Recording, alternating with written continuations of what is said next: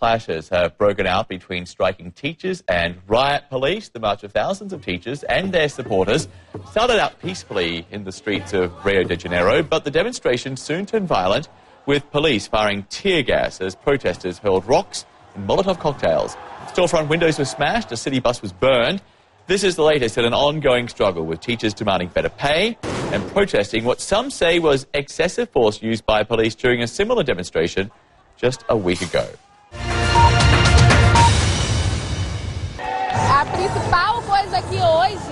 The main thing we want is a better public education. All children should get to go to school, and that's not a reality yet here in Rio. We also want the teaching profession to be a dignified one, with decent salaries. But one of the biggest protest marches seen here in recent months was suddenly hijacked by a small, violent group of young, masked men.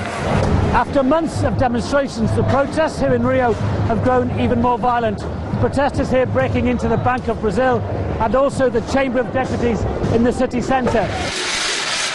Perhaps not expecting such levels of violence, it took riot police some time to respond. With similar scenes in Brazil's biggest city, Sao Paulo, the government seems powerless to stop the protests, even though it says it's responding to some of the demonstrators' demands.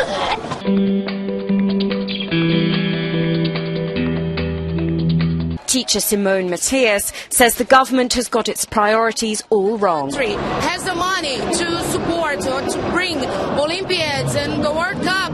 Where's the money for education and for health and for everything else? Dr. Angelo Tenorino says everyone needs to stand together against corrupt politicians. They're villains, she says.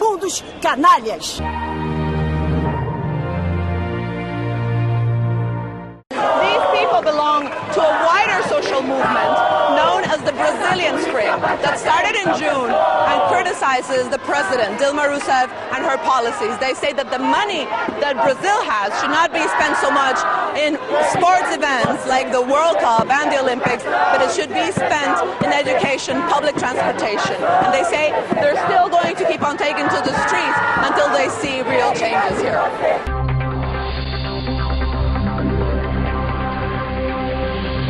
The discontent is being mirrored in other cities. 4 people were injured in Sao Paulo after a dramatic car explosion during a protest at a roadblock. Locals overturned the car into a small fire, causing it to explode.